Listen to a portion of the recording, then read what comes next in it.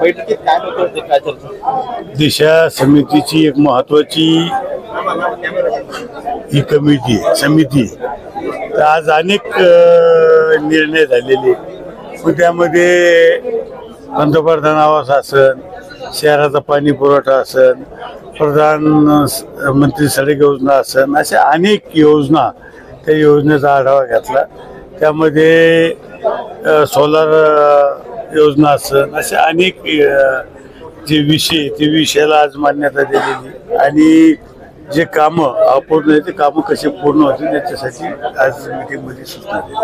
प्रशांत म्हणाले की अनेक अधिकारी कामं करत नाहीत, त्यामुळे योजनांचा आता प्रशांत बाबूंना अनेक विषय मांडलेले आहेत. त्या विषयामध्ये त्यांनी ज्या काही सूचना केल्या त्या सूचनेची अधिकाऱ्यांनी दखल घेतली आणि कामं लवकर कसे मार्गी लागतील त्यासाठी ते प्रयत्न केले.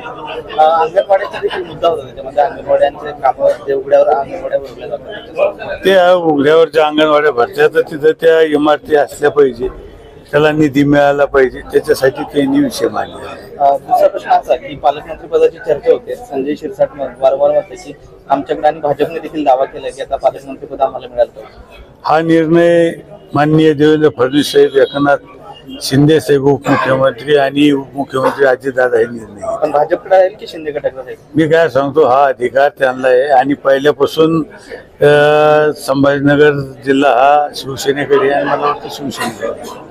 मनपाचे काही टेंडर याच्यामध्ये कामच कोणते होत नाही आणि नाही, कोणतं काम नाही झालं ते सांगा.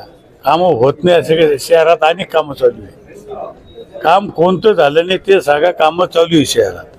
मला वाटतं जी श्रीकांत साहेब आल्यापासून, आयुक्त आल्यापासून अनेक कामं सुरू शहरात. आणि जर कोणाचं राहिलं असेल तर निश्चित जे काही कोणाचे कामं असतील ती कामं आपण निश्चित मार्गी लावू.